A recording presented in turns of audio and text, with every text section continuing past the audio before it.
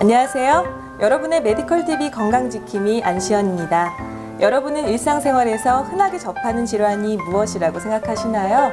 대부분은 감기나 배탈 등 내과 질환을 많이 떠올리지만 실제 일상에서는 잘못된 자세나 습관으로 인해 허리 통증이나 목 통증, 어깨 질환 등 신체 근육과 관련된 질환들을 호소하는 환자들도 늘고 있는데요. 그래서 오늘은 신경외과 전문의 전상우 원장님과 함께 우리가 일상에서 겪을 수 있는 허리 통증과 무릎 질환에 대해서 함께 알아보겠습니다.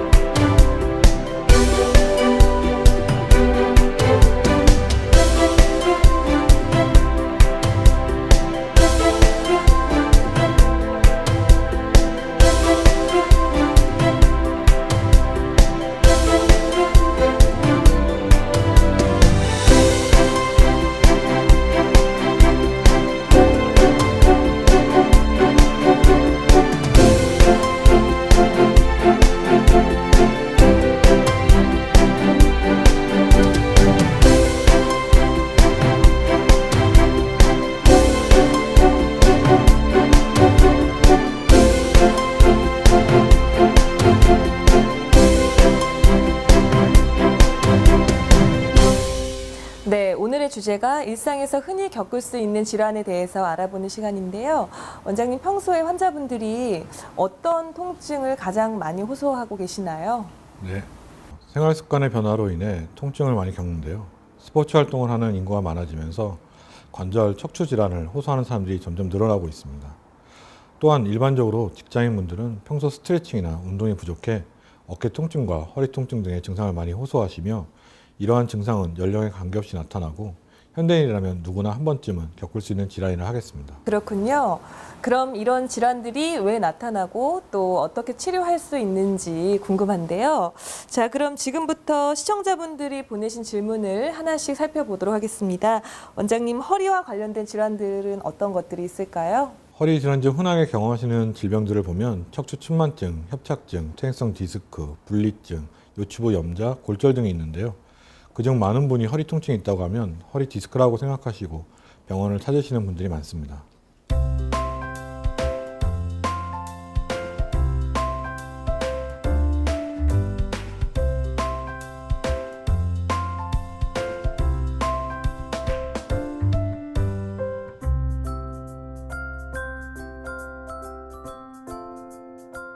그렇군요. 저도 허리가 아프면 허리 디스크가 아닐까라고 이제 걱정을 하는데요. 허리 디스크는 어떤 질환인가요? 현대인의 주요 질병 중 하나인 디스크. 하지만 디스크에 대해 정확히 알고 있는 사람들은 의외로 드문 편인데요. 허리 디스크란 척추뼈 사이에서 쿠션 역할을 하는 디스크, 즉 추간판이 빠져나와 신경을 눌러 허리가 아프거나 다리가 저린 증상을 말하는데 요추부 추간판 탈출증이라고도 합니다. 특히 허리 디스크의 경우 초기에는 통증이 별로 없어서 대응 치료가 미흡하기 쉬운데요. 나중에 참기 힘들 정도로 고통이 심해져야 병원을 찾는 경우가 많습니다. 오히려 요통을 일으킬 수 있는 대표적 질환은 급성 요추부 염좌가 있는데 교통사고나 무거운 물건을 들 때 근육과 인대에 충격이 가해져 경직이 오는 것을 급성 요추부 염좌라고 합니다. 요추부 염좌는 인대나 근육 같은 연부 조직 손상이므로 하지마비 같은 신경 증상은 나타나지 않습니다. 하지만 이 질환은 대개 수준의 절로 증상이 좋아져서 큰 문제가 되지는 않습니다. 그렇군요. 그럼 이런 허리 디스크는 왜 생기고 또 어떠한 그 증상들이 있을까요? 네. 척추 질환은 질환마다 다양한 원인이 있기 때문에 한 가지라고 딱 꼬집어서 말씀드릴 수는 없는데요. 퇴행성 변화 또는 노화가 가장 흔한 원인이라고 할 수 있으며 그 외에 기형, 외상, 감염 등도 원인이 됩니다. 증상으로는 요통과 함께 다리가 아프고 저린 방사통입니다. 탈출된 추간판이 신경근을 자극하게 되어 신경근이 분포하는 다리에 감각 이상이 초래하게 되는데요. 대개 감각 저하나 무감각을 호소하지만 통증이 예민하게 나타나며 근력 또한 약해져서 발 뒤꿈치로 걷는 것이 어려워집니다. 쉽게 설명하면 허리 통증은 없지만 다리가 저리고 당기다든지 서 있을 때보다 오래 앉아 있을 때 증상이 비슷하거나 심하면 추간판 탈출증을 의심할 수 있습니다. 뿐만 아니라 허리 디스크 질환에는 퇴행 때문에 나타날 수 있는데요. 증상으로는 꼭 허리에만 국한된 것이 아니라 허리, 엉치, 허벅지, 종아리, 발끝까지 다양한 부분에서 다양하게 나타날 수가 있습니다. 또한 드문 경우이나 돌출된 수액이 크고 중앙에 위치한 경우 대소변 기능이나 하지마비 등의 장애가 올 수가 있습니다. 그렇군요. 그럼 이제 통증이 있어서 병원에 방문하게 되면 어떠한 진단과 치료를 받게 될까요? 먼저 환자의 걸음부리부터 시작해 반사작용 등의 이학적 검사를 합니다. 예를 들어 환자가 허벅지 뒤나 종아리 부위에 통증을 호소하면 까치발을 잘 못하고 이럴 경우에는 척추 1번 신경의 이상을 의심하게 됩니다. 두 번째로는 방사선학적 검사가 있는데 흔히 알고 있는 엑스레이나 CT, MRI, 척추 조형술들이 여기에 해당되죠. 잘 알려진 MRI의 경우는 척추뼈뿐만 아니라 주변의 근육, 인대 등의 연부 조직 상태를 잘 파악할 수 있기 때문에 디스크를 진단하는 데 가장 적합한 검사라 볼 수 있겠습니다. 네. 그럼 허리 디스크 치료 방법에는 어떤 것들이 있을까요? 추간판 탈출증의 치료는 보존적인 방법과 수술적인 방법을 나눌 수 있으며 치료 방법을 선택할 때는 증상이 지속된 기간, 통증의 강도, 재발 횟수, 환자의 직업, 나이, 성별, 작업량 등 여러 가지 조건을 고려해야 합니다. 퇴행성 디스크 치료 방법으로는 우선 보존적 치료 방법이 있는데요. 약물 치료나 물리 치료, 주사요법, 운동요법 등으로 치료를 하게 되죠. 하지만 퇴행성 디스크의 증상이 6주 이상 계속 지속된다면 수술적 방법을 고려할 수도 있습니다. 그렇군요. 네, 그럼 지금부터 이제 치료법에 대해서 자세히 알아보도록 하겠습니다. 먼저 물리치료는 어떤 것이며 또 어떻게 이루어지나요? 물리치료는 요통이 갑자기 시작된 급성요통의 경우는 빠른 회복을 바랄 수 있지만 오랫동안 지속된 만성통증의 경우에는 효과가 서서히 나타나므로 꾸준한 치료가 필요할 수 있습니다. 일반적으로 냉찜질의 경우는 갑작스럽게 허리를 다쳐 통증이 왔을 때 효과가 좋은데요. 다친 부위를 냉찜질하게 되면 체내의 온도를 떨어뜨려 대사활동을 늦추고 염증과 부종을 감소시키게 됩니다. 보통 다친 후 1일 정도는 냉찜질을 시행하게 되고요. 뜨거운 찜질의 경우는 긴장된 허리 근육을 이완시키고 혈액순환을 개선시켜 통증을 줄이는 역할을 합니다. 근데 보통 이런 경우는 피부 속 1cm 정도밖에 열을 전달시키지 못하므로 보다 깊은 곳에서 발생된 통증의 경우는 효과가 미미하다 할 수 있습니다. 초음파 치료는 온찜질과 마찬가지로 근육을 풀어주는 역할을 하는데 차이가 있다면 초음파 치료 같은 경우는 피부 아래 5cm 깊이까지 열을 전달하여 깊은 곳의 근육이나 인대, 관절 부위에 생긴 통증을 완화시킬 수 있습니다. 저주파 치료는 낮은 주파수를 이용해 자극을 줌으로써 근육을 이완시키고 통증을 전달하는 신경의 근육 섬유를 자극해 통증을 막아주는 역할을 하게 됩니다. 단순 요통의 경우는 앞서 말씀드린 물리치료만으로 효과를 볼 수 있지만 디스크로 인해 신경장애 나타나는 경우는 견인치료가 효과적일 수 있습니다. 견인치료는 통증이 발생한 부위에 앞뒤를 잡아당겨 척추 간격을 넓혀주는 것으로 척추뼈 사이의 공간을 넓혀 삐져나온 추간판에 전해지는 압박을 풀어주는 치료입니다. 근데 허리 디스크보다는 목 디스크 환자에서 오히려 효과가 더 좋다고 볼 수 있습니다. 이외에도 자기장 치료법이나 체외 충격파 치료요법 등 여러 가지 치료 방법이 있습니다. 그렇군요. 이 신경 치료를 할 때 엑스레이 영상을 활용하는 이유도 궁금하고요. 또 엑스레이 영상을 활용했을 때 장점에는 어떤 것들이 있을까요?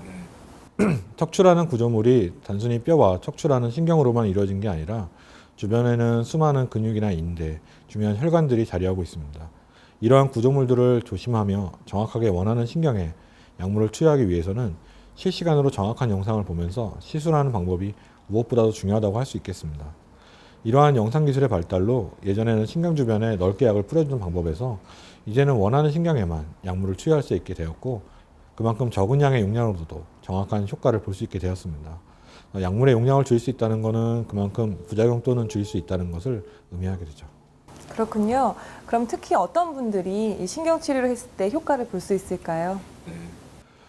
중재적 영상 시술을 이용한 신경치료는 급성 요추염자 같은 초기 질환부터 디스크 환자, 척추 협착증 환자, 후관절 증후군, 디스크 내장증, 척추 전방 전이증 등 거의 모든 척추 질환 환자에게 적용이 될 수 있습니다. 특히 이러한 신경치료의 경우는 수술 전 최선의 치료라고 말씀드릴 수 있겠습니다. 네, 그렇군요. 이러한 신경 치료를 이용해서 이제 치료를 했을 때 그 효과는 어느 정도 지속이 될까요? 신경치료의 경우 각각의 환자마다 치료 효과는 다르다고 볼 수 있습니다. 개개의 환자마다 질환의 양상이나 진행 정도가 다르겠지만 초기나 중기의 환자의 경우는 몇 차례의 시술로 짧게는 몇 개월에서 수년 동안 효과를 볼 수 있습니다. 하지만 질환이 많이 진행된 환자의 경우는 지속 효과가 좀 더 짧게 나타날 수도 있습니다. 근데 수술에 따른 위험이나 합병증, 재발 등을 고려할 때는 신경치료가 최선의 치료라고 말씀드릴 수 있겠습니다. 그렇군요. 허리 디스크와 비슷한 질환으로 이제 척추관 협착증이 있는데요. 이 척추관 협착증은 어떠한 질환인가요? 추간판 탈출증이라고 불리는 허리 디스크랑은 척추관 협착증은 닮은 부분이 많습니다. 둘 다 디스크에 영향을 줘서 통증을 유발하는 증상인데 척추관 협착증은 그 노화로 인해 발생하는 빈도가 높은 질환으로 통증이 심할 때 허리를 구부리면 증상이 완화되는 특징이 있습니다. 보통 보행 시 다리가 터질 듯이 아파서 가다가 쉬고 하는 중간에 이제 휴식을 취해줘야 하는데요. 쭈그려 앉으면 편하기도 해지죠. 근데 허리 디스크는 반대로 허리 앞쪽으로 구부리면 통증이 심해지고 오히려 앉아있을 때보다 걷거나 서 있을 때 증상이 더 완화되는 그런 증상적인 차이가 있습니다. 큰 차이점은 이제 환자분들이 누워서 아픈 다리를 들었을 때 척추관 협착증 같은 경우는 다리를 올리는데 마음대로 올릴 수 있으나 허리 디스크 환자는 다리를 통증이 심해져서 조금밖에 올리지 못하는 그런 차이가 있을 수 있고요. 이 밖에도 큰 차이가 있다면 척추관 협착증은 주로 50대 이후에 중장년층에서 많이 발생하는 편인데 허리 디스크는 중장년뿐만 아니라 20, 30대 젊은 층에서도 많은 환자가 나타나는 것을 볼 수가 있습니다. 그렇군요. 그럼 이러한 척추관 협착증은 보통 어떤 사람들에게 많이 발생할까요? 척추관 협착증은 50대 이후에 장년이라면 누구에나 발생할 수 있고 여성에서 발병률이 좀 더 높은 편입니다. 보통 여성들은 갱년기 이후에 뼈가 약해지면서 골다공증이 발생하는 등 퇴행이 더 많이 이루어지는데요. 젊었을 때 특히나 다이어트를 위해 채식 위주로 한 경우에는 척추관 협착이 더 많이 오기도 합니다. 보통 영양이 불균형하고 칼슘이나 단백질 섭취가 적어지면 상대적으로 노년에 뼈가 약해지는 원인이 되는데요. 골고루 먹는 것도 중요하고 때에 따라 적당한 육류 섭취도 많이 필요하게 되죠. 노후에 발생하는 척추관 협착증 예방에는 육류가 어느 정도 도움이 될 수 있습니다. 예쁜 몸도 중요하지만 건강한 척추와 뼈를 위해서는 다이어트도 반드시 건강한 식단으로 하시길 권해드립니다. 네, 척추관 협착증은 어떠한 치료 방법이 있고 또 가장 안전하고 완치할 수 있는 그러한 좋은 치료 방법들은 어떤 것들이 있을까요? 척추관 협착증의 치료에는 비수술과 수술 치료가 있는데 발생 초기에 병원을 빨리 찾는다면 비수술 치료로도 충분히 증상을 호전시킬 수 있습니다. 비수술 치료 중에서 제일 최근에 결과가 좋은 것으로는 풍선 확장술, 특수신경 블록 치료가 있는데 기존의 비수술 치료들과 비교해도 통증을 크게 줄일 수 있는 치료 방법입니다. 네, 이 특수신경 블록 치료는 어떤 것이며 또 어떠한 방법으로 치료가 이루어지나요? 신경 블록 치료는 수술 없이 허리 디스크와 척추관 협착증을 치료하는 방법으로 실시간 영상 장치를 이용해서 직접 척추 상태를 확인하며 통증의 원인이 되는 부위를 찾아가지고 치료 약물을 주입하는 특수 치료법입니다. 척추 주위의 근육을 이완시키고 관절 기능을 회복시켜주는 약물과 신경의 염증과 부종을 줄여주는 항염증제, 그다음에 신경 주위에 유착을 녹여주는 효소제 등의 약물을 주입해서 척추의 기능을 정상화시켜주는 최신의 치료법입니다. 그렇군요. 이러한 비수술적으로도 또 효과적으로 척추 질환을 치료할 수 있다고 하니까 희소식이라고 생각을 하는데요.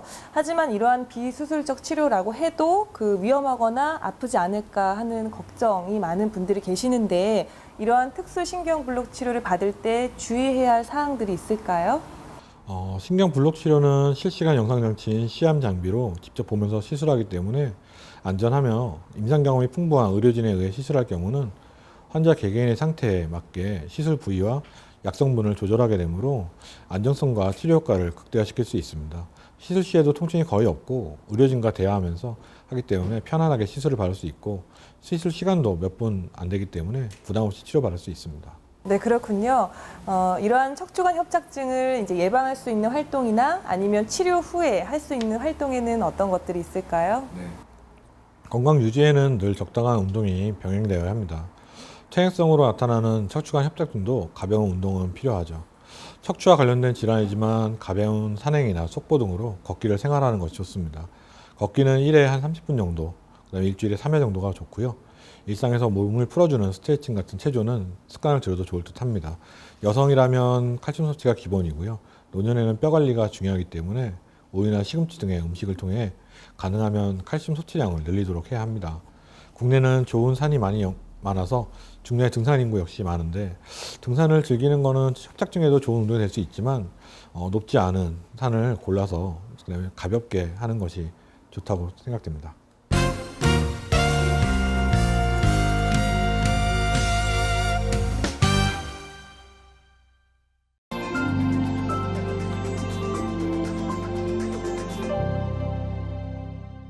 허리 통증은 다양한 원인 때문에 발생할 수 있는데요. 그중 많이 알려진 질환이 허리 디스크라고 알고 계시는 추간판 탈출증과 척추관 협착증입니다. 하지만 잘못된 자세로 오랫동안 앉아있는 경우 좌골신경통이 발생할 가능성이 높습니다. 엉덩이나 허벅지 바깥쪽에서 시작해 종아리 바깥쪽과 뒤쪽으로 내려와 찌릿찌릿한 통증과 함께 저림 증상이 나타난다면 좌골신경통을 의심해 보는 게 좋습니다.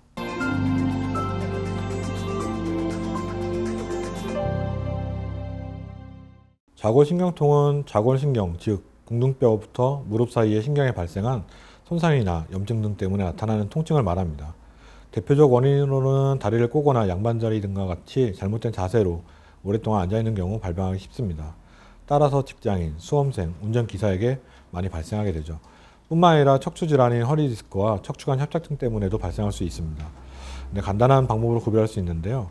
침대에 바로 누운 채 무릎을 곧게 펴고 다리를 들어 올렸을 때 허벅지와 종아리 뒤쪽에 통증이 심하거나 70도 각도까지 다리를 들어 올릴 수 없다면 허리 디스크가 원인이 된 좌골신경통일 가능성이 높으며 허리를 숙이거나 좌우로 틀 때 통증이 더 심하게 나타난다면 척추 움직임에 의해 디스크가 튀어나와서 신경을 자극한 것이므로 허리 디스크일 가능성이 높습니다. 이에 반해서 누워서 다리 들어 올리기는 비교적 쉬운 반면에 허리를 똑바로 펴거나 뒤로 젖힐 때 통증이 심해지면 척추관 협착증에 의한 좌골신경통일 수 있습니다. 허리를 숙였을 때 통증이 덜 느껴지거나 오래 걷지 못하고 가다 서다를 반복해도 척추관 협착증을 의심할 수 있습니다.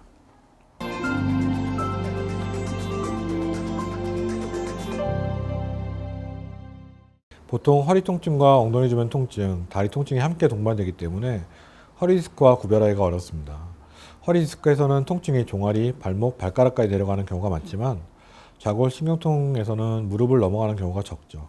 또한 신경을 압박하는 질환이기 때문에 증상이 심해질 경우 감각이 둔해지고 다리를 절게 되는 등의 증상이 발생하는 경우도 있으며 좌골신경통은 자연적으로 회복되는 경우가 많습니다. 하지만 대퇴부나 엉덩이, 다리 등이 저리고 무뎌지는 증상이 일정 기간 계속된다면 이에 맞는 적절한 치료를 받는 것이 무엇보다 중요하다고 봅니다.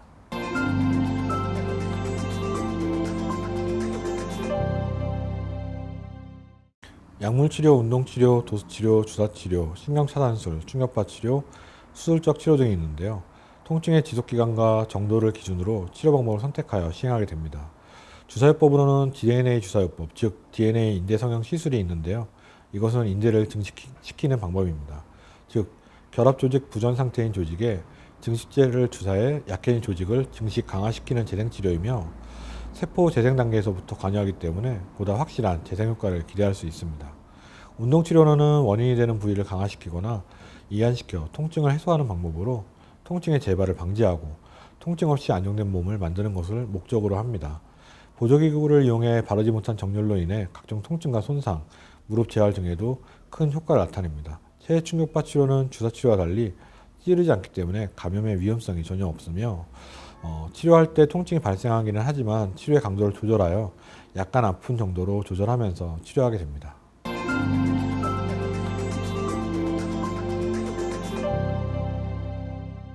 평소 걷기나 실내 자전거 타기 등으로 허리 근력을 키우는 게 중요하고 야외 활동을 한 뒤에는 따뜻한 물로 샤워를 하거나 반신욕을 하게 되면 혈액순환이 활발해져서 병립된 척추와 근육, 인대를 유연하게 하는 데 도움이 됩니다. 틈틈이 스트레칭하는 것을 습관하는 것도 중요하고요. 오래 앉아있는 경우에 많이 발생하기 때문에 1시간마다 일어나서 스트레칭을 꼭 하도록 노력하시기 바랍니다. 뿐만 아니라 바른 자세가 중요한데 골반이나 허리가 삐뚤어지지 않도록 허리는 반듯하게 펴니다. 그리고 다리는 꼬거나 한쪽 엉덩이에 지갑을 넣는 습관도 고치는 것이 좋습니다.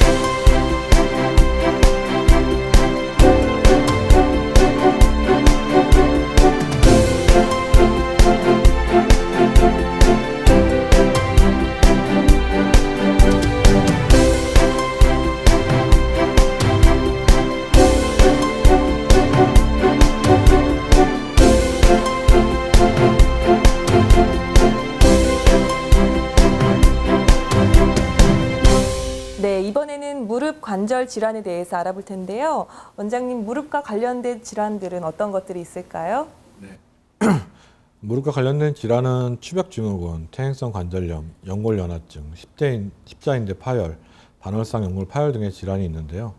관절염의 경우에는 무릎뿐만 아니라 관절 전체에서도 나타날 수가 있습니다. 네, 관절염이라는 단어를 많이 들어봤는데요. 특히 퇴행성 관절염은 퇴행성이라는 단어 때문에 왠지 노화와 연결이 된 것 같은데요. 그럼 이러한 퇴행성 관절염이 생기는 원인과 또 그러한 증상은 어떤 것들이 있을까요? 일반적으로 관절염은 관절에 염증이 생겨 통증이 생기는 질환을 말하는 건데요. 근데 그 앞에 퇴행성이라는 말이 들어가면 나이가 들거나 또는 과거에 이제 무릎 손상을 받아서 관절이 망가지고 그래서 시간이 지나면서 변형이 진행되는 것을 말합니다. 보통 노년층에서 흔하게 발생되는데 젊었을 때는 손상 정도에 따라서 그만큼 변형이 진행되었기 때문에 발생하는 경우가 많습니다. 증상으로는 서 있거나 걸을 때 통증이 오고 무릎을 움직일 때 소리가 날 수 있고 계단을 오르내리기 힘들어지며 관절 조직의 두꺼워짐과 관절액 증가로 무릎이 붓게 되고 점차로 근육의 위축, 운동 제한이 나타나게 됩니다. 그렇군요. 많은 사람들이 이제 병원 하면 보통 가기 싫어하고 또 저도 이제 병원에 이제 가기 싫어하는 스타일인데요. 근데 이러한 무릎 질환이 있을 때 이제 병원에 가지 않고 그러다 말겠지 하고 두게 된다면 이러한 퇴행성 관절염이 이제 제때 치료하지 않고 방치하게 되잖아요. 그러면 어떤 일들이 생기게 될까요? 우리 몸의 관절도 기계랑 비슷해서 관리를 잘해야 오래 쓰잖아요. 근데 사람의 관절도 조금 아픈데 괜찮겠지 넘어가는 것보다는 병원에 가서 관리를 받고 오래 유지하는 것이 퇴행성 관절염을 관리하는 방법인 것 같습니다. 통증이 있어서 병원에 방문하는 분들은 어떠한 진단과 또 어떠한 치료를 받게 될까요? 치료하기 전에 진단을 먼저 받게 되는데 보통 엑스레이와 같은 단순 방사선 촬영을 하고 이학적 검사라고 해서 만져보고 두려보고 한 다음에 진단을 하게 됩니다. 보통 특별한 질환이 없는 경우는 일반적인 보존적 치료를 받게 되는데요.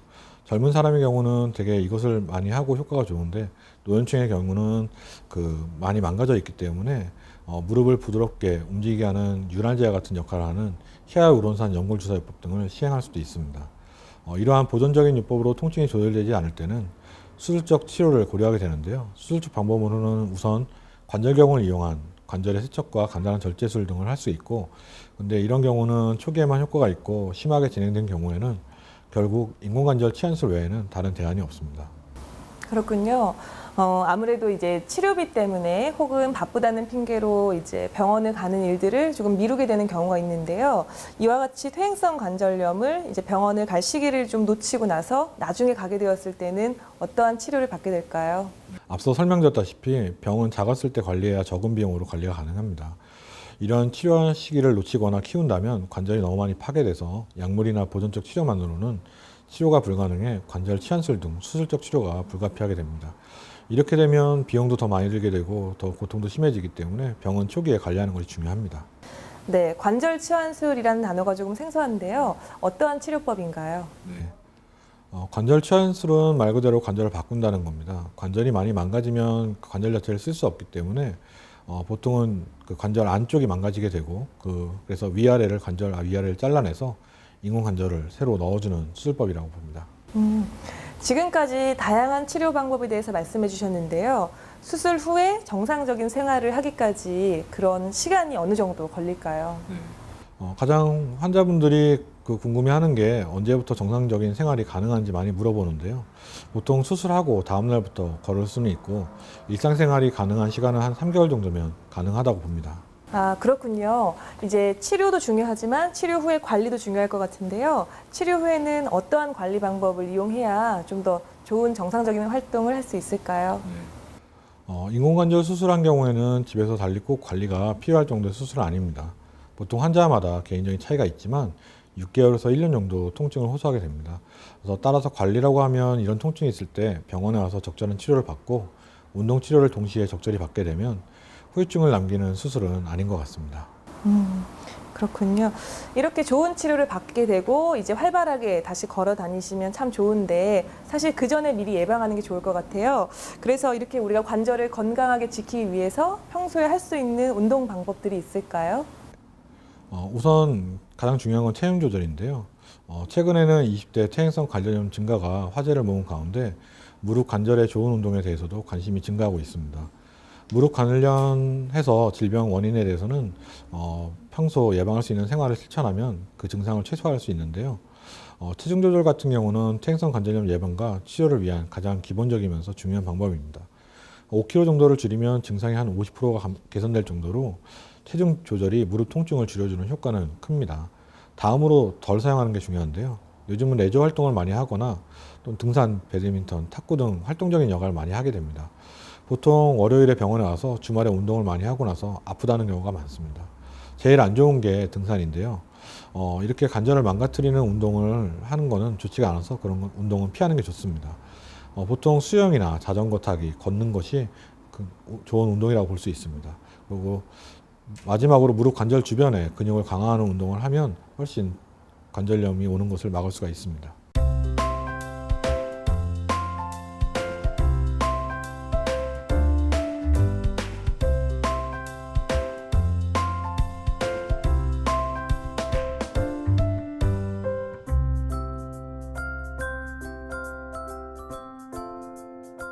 그렇군요.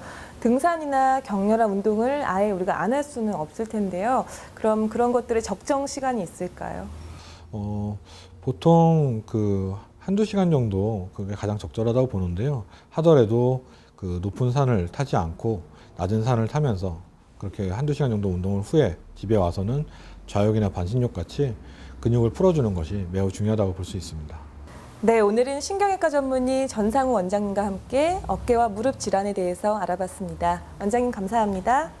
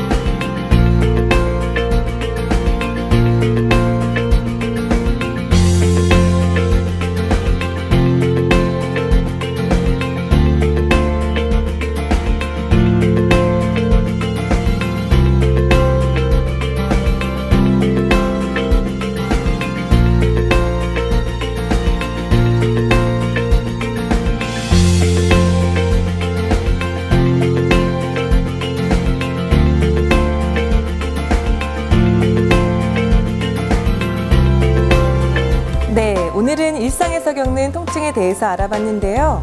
우리가 흔히 겪는 이러한 질환들은 나이와 연령을 넘어 광범위하면서도 일상과 밀접하게 맞닿아 있기에 방심한 사이 언제든 찾아올 수 있다고 합니다. 하지만 바른 자세와 사소한 습관의 변화만으로도 신체 건강에 많은 도움이 되고 또 건강을 지킬 수 있다고 하는데요. 우리 모두 건강한 일상을 위해 매일매일 자신의 습관을 살펴보는 건 어떨까요? 이상 메디컬 TV였습니다.